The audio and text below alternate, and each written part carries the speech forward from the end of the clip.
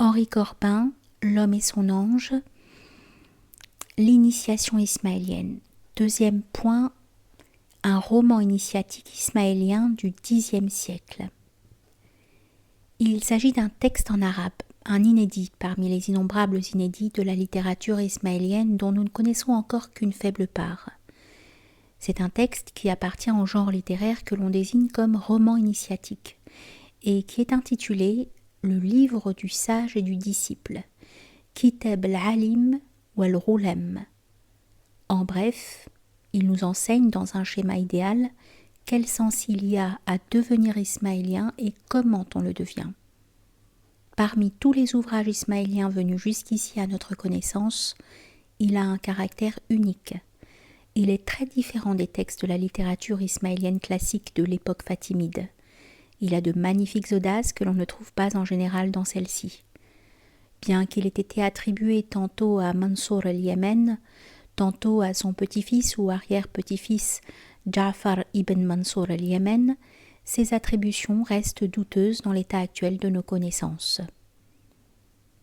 En tout cas, il est certainement de haute époque, au plus tard du IVe jusqu'au Xe siècle, et il est possible que la véhémence à laquelle il atteint parfois soit une trace d'influence karmate. Tel qu'il se présente en manuscrit, l'ouvrage n'est pas d'une étendue considérable. Il représenterait quelques 130 pages de texte arabe dans un volume de format in-octavo, ce qui en traduction française pourrait atteindre quelques 200 pages. La rédaction de ce roman initiatique est d'un bout à l'autre vivante et dramatique. Ce n'est pas un récit à la première ou la troisième personne, mais un dialogue, au cours duquel chacun des personnages mis en scène nous révèle son caractère et ses préoccupations. Mais il s'agit de tout autre chose que d'un dialogue platonicien. Il y a changement de lieu, les personnages se déplacent, il y a une action dramatique qui progresse, si bien que l'on pourrait en concevoir une mise en scène analogue à celle de certains de nos mystères du Moyen-Âge. Les progrès de l'action sont marqués par des intermèdes confiés à un récitant anonyme qui se confond avec l'auteur. Les dramatis personae sont au nombre de 5. Il y a le sage, El-Halim, dont la qualification figure dans le titre même de l'ouvrage.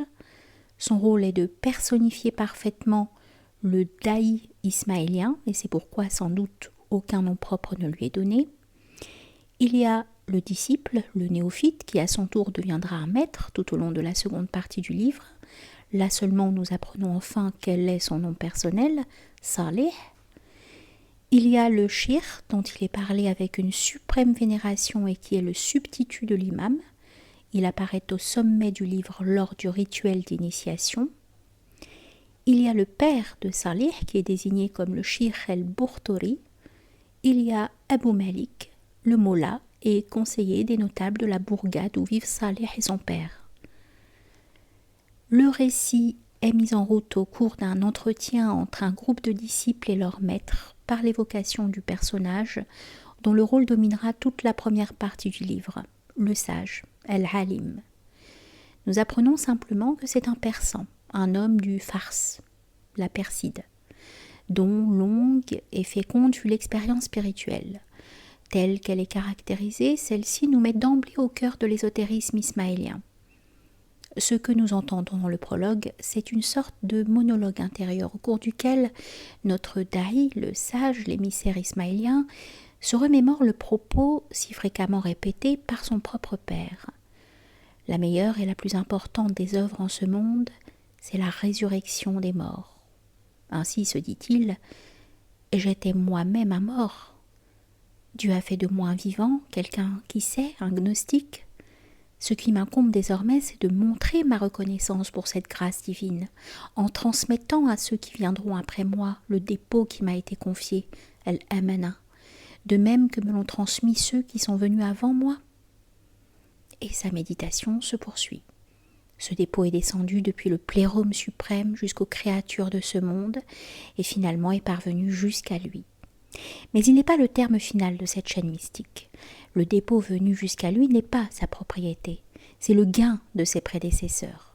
Lui-même en tant qu'admis à la haute connaissance est aussi le gain de ses devanciers, le fruit de leur action. D'emblée, ce monologue intérieur nous livre les deux grands leitmotifs du livre, résurrection des morts et éthique du dépôt confié. D'une part, nous savons déjà que cette résurrection s'entend des morts au sens vrai, c'est-à-dire de ceux qui sont spirituellement morts, parce que le sens vrai de la vie ne s'entend pas de la vie biologique. La mort spirituelle, c'est l'inconnaissance, c'est l'inconscience, l'agnosia, jahl, ou l'agnosticisme sous toutes ses formes. La résurrection, c'est s'éveiller de cette inconnaissance par l'éveil à l'ésotérique, batin, à l'invisible et au sens caché. Tout ce qui est apparent, tout l'exotérique, vahir, aussi bien celui des phénomènes de la nature que celui de la lettre des révélations divines, tout cet exotérique, tout ce phénoménon comporte un ésotérique, le sens caché d'une réalité invisible.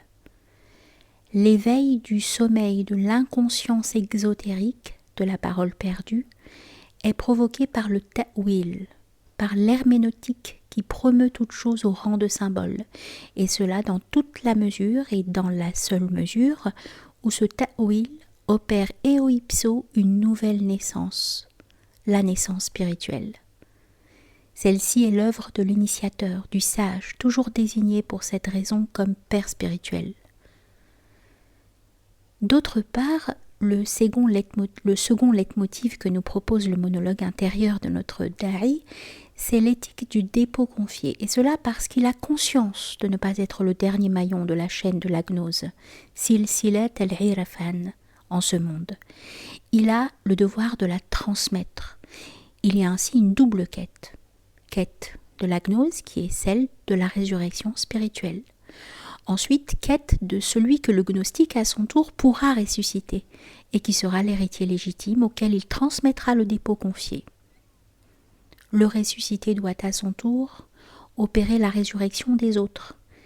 C'est une maxime ismaélienne classique. L'adepte fidèle n'est véritablement infidèle que lorsqu'il a suscité un autre adepte fidèle semblable à lui. Ces deux leitmotivs, résurrection des morts et éthique du dépôt confié, vont être le ressort dramatique du livre, et ils en déterminent toute l'architecture. Conformément à l'idée de la double quête qui s'impose à l'adepte, le livre comporte en effet deux parties bien distinctes. La première, qui est le récit de la quête de la gnose, s'achève sur une scène d'initiation d'un extrême intérêt, dans l'état actuel de nos connaissances des textes. Commence alors la seconde partie au cours de laquelle le nouvel initié devient à son tour un maître en gnose, un da'i, c'est-à-dire quelqu'un qui appelle, fait entendre la convocation da'wat ismaélienne à la gnose et transmet le précieux dépôt à ceux chez qui il reconnaît l'aptitude à le recevoir. C'est ainsi que par lui et par tous ses semblables, la parole divine permane en ce monde. L'appel qui, selon les textes plus tardifs, a commencé dans le ciel, avec l'appel adressé au plérôme par la première des intelligences chérubiniques, se perpétuera sur terre jusqu'à l'apparition du dernier imam, l'imam de la résurrection, Qaim al-Qiyamat. C'est pour ces motifs que notre sage de Perse, notre da'i iranien, s'est mis en route. Il a quitté son foyer, sa famille, ses biens, pour appeler à son tour vers le bien suprême qui s'est révélé à lui. Car pauvre il le fut tant qu'il n'avait pas trouvé la gnose, et pauvre il l'est encore tant qu'il n'a pas trouvé le disciple à qui en transmettre le dépôt. Son voyage le mène parmi des populations persanes et arabes. La topographie est vague, notre roman ne se soucie pas de l'anecdotique. Notre pèlerin arrive ainsi à la dernière jazira, le mot signifie littéralement « île » ou « presqu'île ». En fait, il désigne les circonscriptions entre lesquelles la cartographie ismaélienne, peut-être tout idéale, répartit le monde. Son arrivée vers le soir en une bourgade inconnue va marquer le terme de sa quête du disciple et nous édifier sur les procédés de la pédagogie spirituelle de l'ismaélisme, qu'aussi bien notre petit roman initiatique illustre d'un bout à l'autre de façon frappante. Le da'i ismaélien n'est pas un missionnaire qui prêche sur la place publique ou à la mosquée, s'adressant indifféremment à une multitude inconnue de lui. Il lui faut procéder discrètement, individuellement, être physionomiste, éveiller la sympathie des gens sans que de prime abord les gens comprennent qui il est. Il lui faut pratiquer le discernement des esprits, éveiller chez l'interlocuteur le désir d'en savoir plus et ne parler qu'en fonction de ce désir et de la compréhension dont il témoigne. Sinon, il s'exposerait à livrer à celui qui n'en est pas digne le dépôt qui lui a été confié. Rien de plus frappant de ce point de vue que la scène initiale de notre roman. Notre da'i arrive donc vers le soir en une bourgade inconnue. Il trouve quelques habitants conversant ensemble dans un tchaïkhaneh ou une maison de ce genre. Il s'approche discrètement, se mêle progressivement à la conversation. On le salue respectueusement. Ya Fatah, le terme est solennel. Ô compagnon, ô chevalier, d'où viens-tu ? À toutes les questions, il répond en termes aussi ambigus qu'édifiants. Par exemple, quand on lui demande « De quoi as-tu besoin ? À quoi travailles-tu » il répond « Quant à mes besoins, c'est chose réglée. Quant à mon travail, je suis précisément à sa recherche. » Comment ces braves gens comprendraient-ils que ce qu'ils cherchent, c'est l'héritier, le nouvel adepte dont il pourra faire un gnostique ? Finalement, l'heure passe. Notre da'i finit par prononcer un prône si édifiant qu'il fait venir les larmes aux yeux de toute l'assistance, mais n'empêche personne de faire ses adieux pour rentrer chez soi, sauf un seul, le plus jeune de tous, mais aussi le plus intelligent de tous, et qui veut en savoir davantage. C'est le fils d'un éminent cheikh arabe dont nous apprendrons que le nom est Cheikh el-Bourtori. Le jeune homme accompagne jusqu'à sa demeure le sage qui le fait entrer chez lui. On prend le repas ensemble, et lorsque l'on se trouve mis en bonne humeur pour la conversation, le jeune homme se met à parler. « Oh sage, tu as porté quelque chose à nos oreilles. Tu as prononcé une homélie et tu as été éloquent. Tu as donné de la religion divine la plus belle des descriptions. Tu as fait entendre le plus magnifique appel pour qui sait l'entendre. Les coups de ton discours inspirent aux intelligences le désir de t'interroger.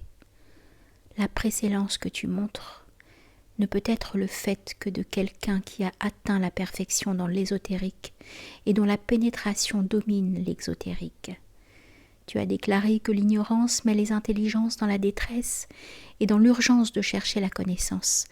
Eh bien, mon intelligence à moi est entre toutes de celles qui ressentent au maximum leur dénuement et leur misère. Je te le demande, y a-t-il pour moi un chemin vers la vie ? Montre-moi, miséricordieux, car toi aussi tu as été jadis dans la même condition que moi présentement, et Dieu a acheminé vers toi sa grâce par la médiation de quelqu'un dont grande était l'expérience par rapport à toi et envers qui la reconnaissance s'impose à toi. Cette chose à laquelle tu appelles. Qu'est-elle donc ? De qui vient-elle ? Vers qui va-t-elle ? Rappelons-nous le monologue intérieur du da'i. J'étais un mort, Dieu a fait de moi un vivant.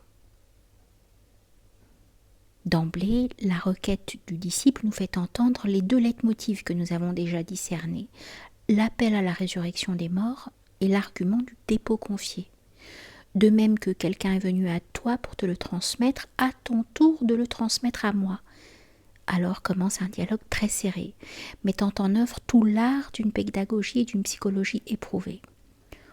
Le da'i doit éveiller le jeune homme à la conscience de ce que propose la gnose ismaélienne, laquelle présuppose un réveil de l'ignorance sous toutes ses formes, opérant une résurrection d'entre les spirituellement morts. Nous savons déjà que c'est l'éveil à l'ésotérique, à la perception qu'à chaque phénomène visible correspond une réalité cachée, spirituelle et secrète.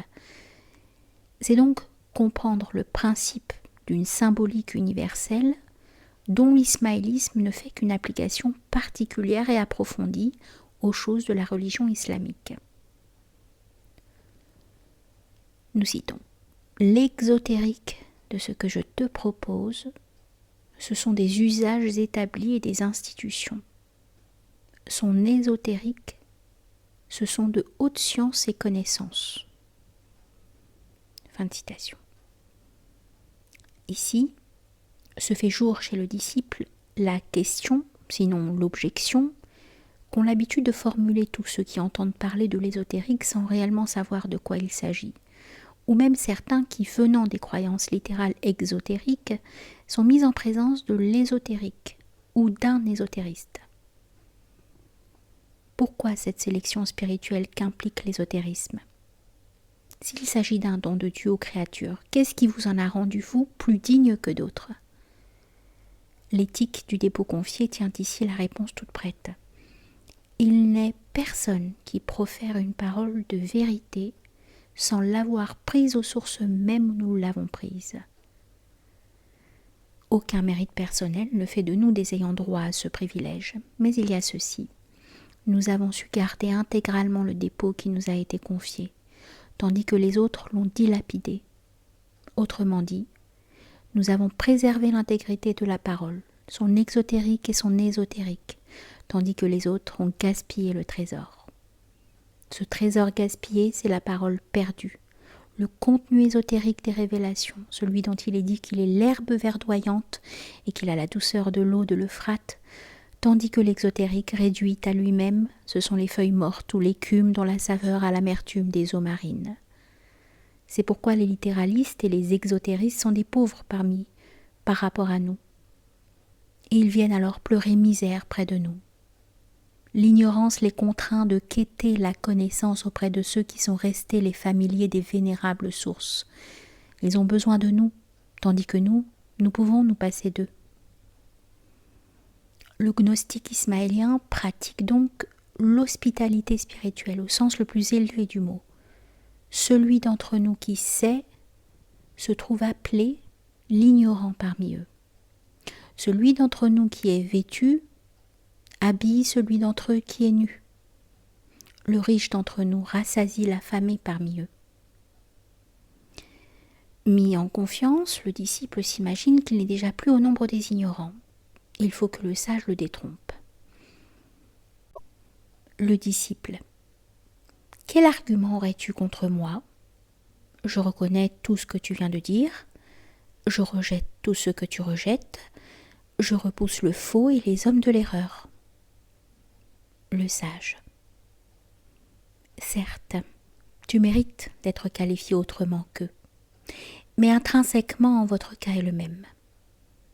Le disciple: comment cela? Alors que je reconnais la vérité de celui qui détient le vrai, Sahibul Haqq. Le sage: certes, tu diffères d'eux parce que tu acquiesces à ce qu'ils dénient. Mais l'empêchement dont vous souffrez, toi et eux, est le même. Ne vois-tu pas que tu cherches refuge dans l'affirmation de la connaissance de quelqu'un qui détient le vrai, tandis que le commun des littéralistes cherche refuge dans l'affirmation de la vérité sans plus, si bien que votre manière d'agir vous différencie, mais votre ignorance vous rassemble. C'est-à-dire que tu n'as pas encore une expérience personnelle de celui qui détient le vrai, pas plus que ceux-là n'ont la connaissance de la vérité. Le disciple: tu as raison. Mais alors, explique-moi. Le sage: tu reconnais la valeur de mon argument en ce qui concerne le commun des littéralistes. Le disciple: certes. Le sage: eh bien, quelqu'un est-il en mesure d'affirmer par soi-même une vérité qui appartient à un autre? Le disciple: non, personne n'en est capable. Le sage: alors que te reste-t-il à faire sinon de te tourner vers celui dont tu as besoin sans qu'il ait besoin de toi? C'est la première allusion très discrète à la personne de l'imam en qui est investie la science du livre, c'est-à-dire la connaissance de l'ésotérique. Jamais le premier venu n'a été à même d'improviser et de fonder l'ésotérique que professent les ésotéristes, car cela ne s'improvise pas. Le ta'wil, l'herméneutique des symboles, pas plus que le tenzil, la révélation littérale, ne s'invente ni ne se reconstitue à coup de regroupement d'idées, de raisonnements érudits ou de syllogismes. Il faut l'homme inspiré qui te mette sur la seule voie où tu retrouveras la parole perdue. Ce sera tout le sens de l'initiation, entraînant comme postulat que le temps des prophètes n'est pas encore achevé. Nous verrons en effet que notre roman ne distingue pas expressément, comme le fait la théosophie chiite en général, entre l'inspiration des prophètes jusqu'à celui qui fut le sceau des prophètes et l'inspiration propre au temps de la walayet, temps des amis de Dieu, postérieurement au sceau des prophètes. Notre texte professe une conception plus radicale et généralisée de l'inspiration prophétique. Aux disciples de comprendre ce que signifie la da'wat, l'appel, sinon il restera parmi les morts, c'est-à-dire parmi les ignorants, le commun des littéralistes. Comment le disciple sortira-t-il de la misère et de la détresse dont il s'est plaint? Comment prendra-t-il rang parmi les élus? Sera-ce comme quelqu'un qui en a acquis le droit par son application, ou bien comme quelqu'un qui demande une faveur?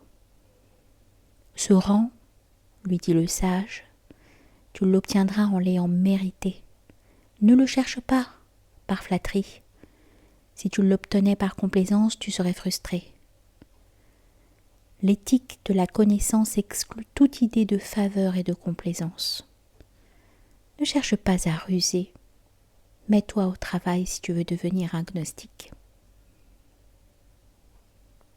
Il importe de relever dès ses prémices la disposition d'esprit à laquelle le disciple est invité à donner naissance en lui-même, s'il veut prendre rang parmi ceux qui répondent à l'appel. On l'invite expressément à professer une théologie générale des religions que l'ismaélisme a peut-être été le premier à formuler. Il faut commencer par avoir une claire perception du rapport entre les livres saints révélés, donc de ce qui constitue essentiellement le phénomène du livre qui est le centre des communautés du livre et qui, partant, détermine leur rapport entre elles. Il faut absolument se défaire de l'impression que formule spontanément le disciple, parce qu'il la partage encore avec le commun des non-initiés. T'imagines-tu donc, lui demande le sage, que les paroles de Dieu, kalimat Allah, les verbes de Dieu, et les livres de Dieu se contredisent l'un l'autre, ou bien que le livre le plus ancien dément le plus récent, et réciproquement? Non pas. Le sentiment dont le disciple doit se pénétrer est cette ampleur œcuménique de l'ésotérisme que la théosophie ismaélienne professa dès l'origine. Cet œcuménisme, tel que peut seul le professer l'œcuménisme des spirituels, a été postérieurement à notre roman initiatique exposé de façon excellente par le grand da'i et philosophe iranien Nasir Khosraou au XIe siècle, et l'est encore dans les traités tardifs de la tradition de Halamout. C'est une façon de percevoir la succession des religions selon le schéma de l'hexaméron. Les grandes religions constituent les 6 jours, les 6 époques de la création du cosmos religieux ou hierocosmos. S'il y a quelque hésitation sur les 2 premiers jours, le premier serait le jour des Sabéens sous la direction de Seth, le second celui des Brahmanes, il n'y en a plus ensuite. Au 3e jour se dresse la religion de Zoroastre, au 4e jour celle des Juifs, au 5e jour celle des chrétiens, au 6e jour l'islam. La conception est si fondamentale que nous la verrons reparaître solennellement à la fin du dialogue, mais cette fois pour briser toute clôture de l'inspiration prophétique dans laquelle l'exotérique de chaque religion prétendit s'enfermer. C'est qu'en effet, pour quiconque perçoit ainsi le cosmos religieux, le plérôme des religions, toute contradiction s'abolit. D'un jour, de la création à l'autre, d'une époque à l'autre, le nouveau livre ne contredit ni ne détruit le livre antérieur. Simplement, il en abroge la loi. Nasir, la racine, Nasira, connote simultanément l'idée d'effacer, et l'idée de transcrire, d'où l'idée de métamorphose, parce qu'il l'explique et le surmonte. Le disciple est invité à refaire en quelque sorte mentalement en lui-même le parcours de l'hexaéméron. Il comprendra que si tous les livres saints sont venus de Dieu, celui qui est descendu du ciel au 6e jour, le Coran, est aussi le plus proche des avertissements eschatologiques qu'il contient. Le disciple accueille volontiers cet écuménisme. Il demande au sage de lui prescrire les conditions auxquelles il devra satisfaire pour que le sage accepte d'être son guide. Celui-ci formule 5 conditions. Ne gaspille rien si je te confie quelque chose, l'éthique du dépôt confié. Ne me cache rien si je t'interroge. Ne m'importune pas pour que je te réponde. Ne me demande rien avant que je ne prenne l'initiative. Ne fais pas mention de mon ordre devant ton père. Le da'i laisse entendre que le seul rapport à faire à ce dernier sera le moment venu, quelque chose qui l'appelle lui aussi à répondre à la da'wat. Ici, le dialogue est coupé par un intermède dont les quelques lignes suffisent cependant à couvrir un assez long intervalle de temps. Le récitant nous informe que le sage et le disciple tantôt se réunissent, tantôt se séparent. Entre les entrevues, le disciple, ne sachant où est son ami et initiateur, tombe parfois dans la perplexité. Bref, nous pouvons appeler cette période une période d'incubation, au terme de laquelle le sage retrouve son disciple et constate qu'il a fait de grands progrès. Le moment est venu où celui-ci, désirant en savoir plus, doit être mis devant ses responsabilités. Le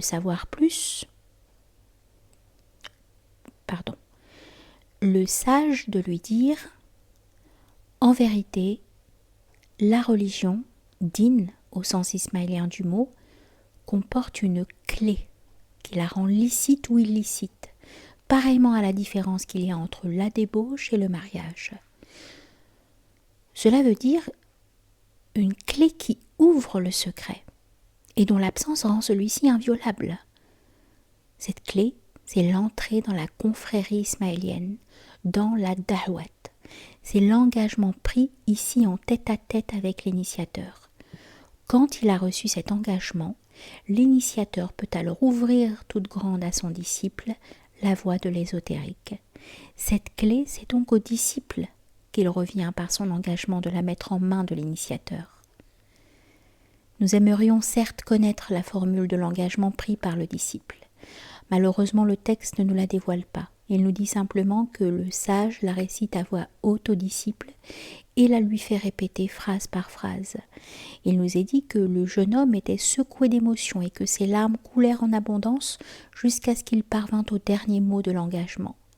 Alors il rendit gloire à Dieu. Il sut avec certitude qu'il était entré désormais dans le parti de Dieu et le parti des amis de Dieu.